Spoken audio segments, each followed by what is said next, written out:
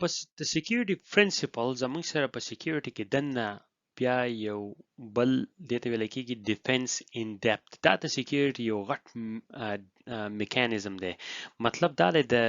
دا ته یو حفاظت یو طریقه کار دی چې زموږ سره درې قسمه لیئرز دي هغه دی prevent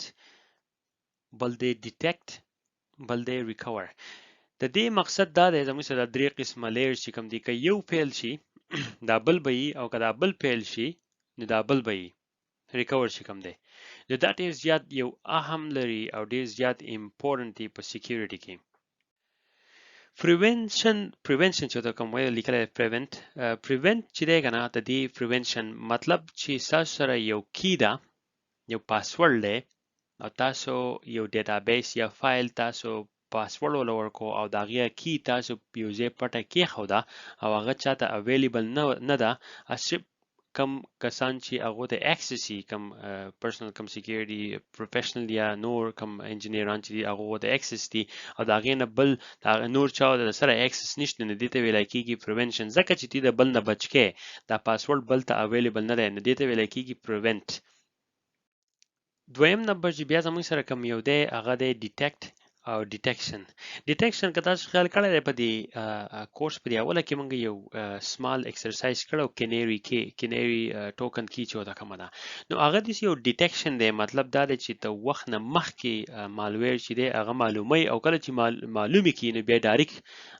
لغې کې ډیټیکټ څنګه ډیټیکټ کینو ډایرکټ کم نیکسټ لییر چې هغه ته وای هغه بیا ریکور شي خیر ریکور ترازو خو هغه کینری ټوکن مطلب دا دی چې هغه باندې تو کریمینل معلومول شي چې دا کریمینل په کم نمونه انفارمیشن بسی ګرځي او پاکینری ټوکن کې بای دی وی تاسو د یو قسم لینک راغول شي چې هغه تاسو خپل ایمیل ته ولېږئ هغه کې ډېر شي ډیټیلز تاسو ډاونلوډ کولای شي کریډټ کارت انفارمیشن شو پاسورډ شي فیکو یا په کې د پاسورډ نوم نو کله چې هم تاسو ایمیل تاسو څوک ایمیل راولېږي مالیشیس نه هغه په پاسورډ بسی ګرځي نو تاسو به هم ډایرکټ پته ولګي چې دا پلان کې ایمیل چې کوم راغلی دی تاسو انباکس ته دی چې دی په بیک ګراوند باندې په دې پلان کې انفارمیشن بس ګرځي او دا بیا ډیټیکټ شي او تاسو پته ولګي نه چې تاسو کله پته ولګي د ډیټیکشن تاسو دا غي بیا پریونشن وکړي د دې نه بعد بیا ویل کېږي ریکور په هغه سټیج کې کېږي چې کله یا نقصان راورشي یا تاسو ته پاسورډ تاسو لوز کو یا تاسو یو فایل لاست کو یا اکاونټ لاست کو او هغه تاسو سره ابیلیټي چې بیا واپس ریکور کو دا ویل کېږي بیک اپ پوه شئ نو زموږ سره دلته چې کوم دي دا درې قسمه defense in depth دی prevention detection and recovery نو خامخا چې دی اکثر ګوره په سکیورټي ارګنایزیشن باندې ډیپند دی چې دا په کوم طریقه باندې لګي دی ته بیا ویل کېږي IDS او IPS کنه intrusion detection system دی او intrusion prevention system دی د firewall په through باندې دا بیا موږ لګو ریکور چې کمی عمر لداغي یو بیک اپ کیږي زمونږ موست د ارګنایزیشن چې یا هر شپه کېږي یا هر دوه ورځې بعد چې یا هر ویک کې دا غو یو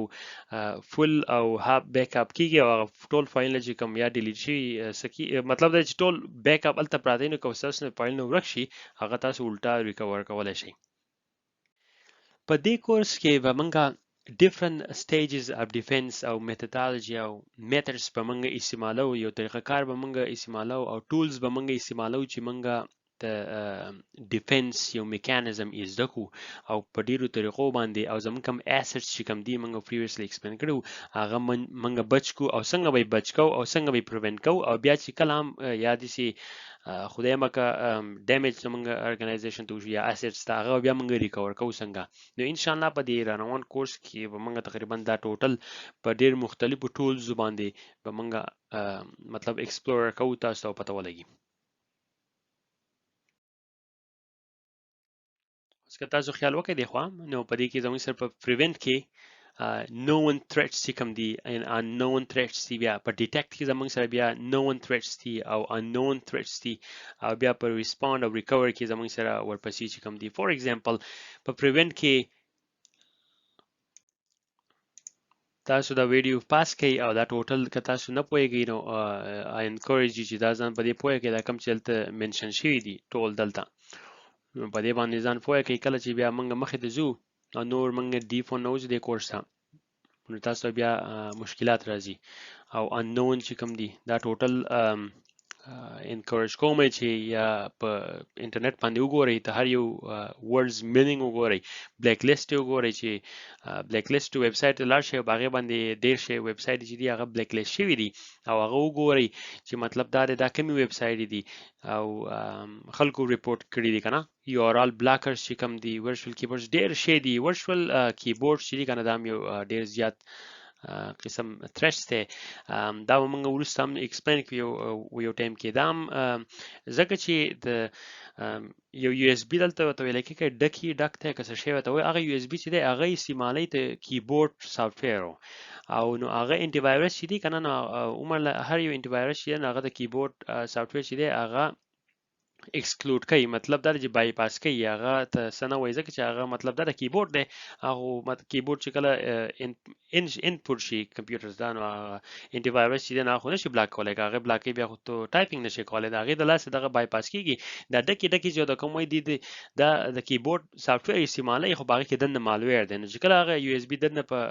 کمپیوټر کې کیږي نو چلو شي هغه ایگزیکیوټ شي ځکه چې هغه انټي وایرس دا مطلب چې دا خو کیبورډ دی نو هغه بیا ارګنایزیشن ته ډیر زیات نقصان ورسي او دا چې دی نو د دې علاج لن ساتم وس نشي کړی د دې علاج لا نشته ځکه چې یا خو به ټول یو اس بي پورټونه باندې او خو یو بزنس هم د نشي پورټ کولای او یا به مطلب دا دی چې بس ریسک پالي نو دا په ریسک کیټګوري کې راځي او په موستلی په هر یو ارګنایزیشن کې نسبه